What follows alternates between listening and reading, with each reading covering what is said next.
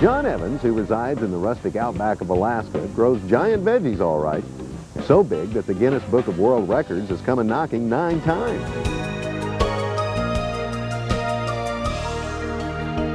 I have quite a few Guinness World Records and 18 state records in the giant variety and over 200 blue ribbons in 8 years.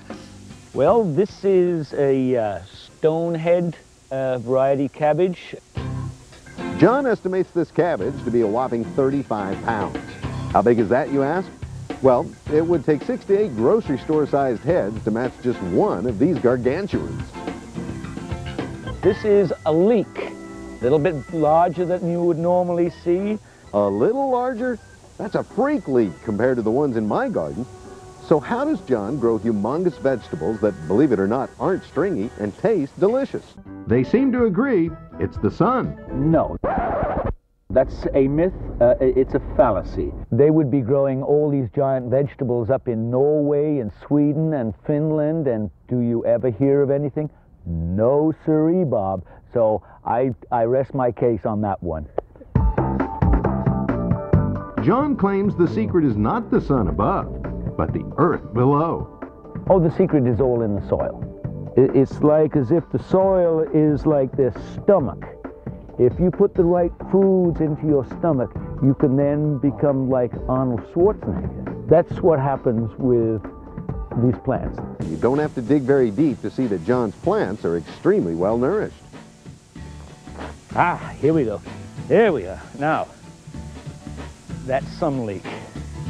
Hey, John, how about leaking the secret of big veggies? Like these Brussels sprouts, which last year grew to be the size of apples. Notice on the leaves themselves, the glossiness of the leaves, this glossiness is a type of wax. That wax is where the plants can actually resist bugs from eating them. Slugs don't seem to like my plants, and aphids, many bugs. They just, they go next door. I get it. Plants that don't have to fight off pests or diseases, like this humongous 46-pound celery, can put their energy into growing bigger. There's enough Swiss chard here for a little meal for a big dinosaur. I would estimate that is at least over 60, maybe 70 pounds, because I have grown a 70-pounder before. This is a big plant. Here we have a zucchini. This is about 35 pounds, and you kids out there, if you are fed up with growing some pumpkins, how about growing a nice big zucchini for a change? Sounds great. And in addition to that trick, John says if you maximize the soil's potential, it'll maximize the plant's potential. So how does John feed the soil? Now here is the secret to my success. Compost tea. It's a special gourmet recipe John's been working on for years. With just the right combination of compost, micronutrients, and bacteria. A little bit goes a long way. It's the equivalent to about maybe 500 to 1,000 pounds of compost. Essentially, he's turbocharged his compost, and with it, everything else in his garden. What happens in the soil is everything is stimulated with all the microorganisms to such a high point that they will give that plant the maximum food for its production. Well, here we have some carrots. And more food for the soil means bigger, tastier, healthier veggies. That's a pretty nice carrot. These monsters are not just for show. They also make for good eating. Zucchini bread, leek and potato soup, fried zucchini, good soup, zucchini this, good stew, zucchini that, stir fry, zucchini soup. Oh boy, just give me more. You know, there's one more way to tell that John's plants are ultra healthy. It's by their Brix level, or the amount of sugar they contain.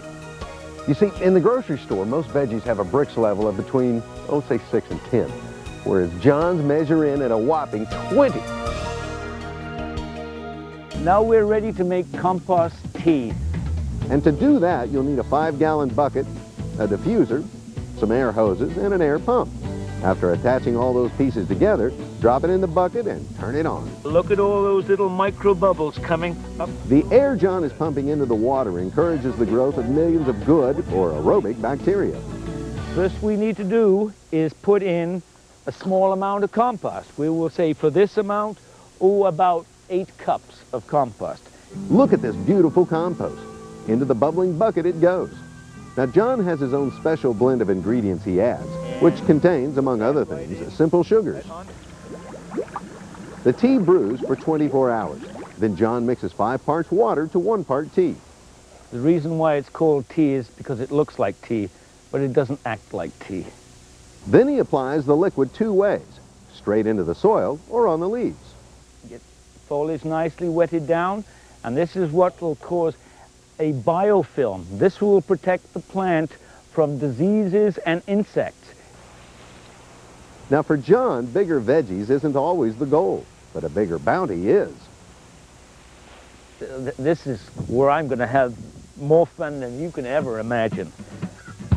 John's a huge potato fan, and to guarantee a large yield, he sprayed the leaves and soil of each plant. This is one plant now. Believe me, this is one hill, one plant. So how many potatoes can you get from one plant? Here we come into the mother lode. Still going down for the deeper boys, down here. Now you can understand why I have so much fun. I mean, it just never seems to end. Isn't that such a pretty potato? That's it. No more. Here we've got, it's got to be about 40 potatoes. Good 40 potatoes in this plant. Hard to believe 40 potatoes from one plant. But that's the benefit of compost tea, even in Alaska's rugged climate. Growing bigger, healthier, record-breaking veggies is one secret John Evans wants the world to know.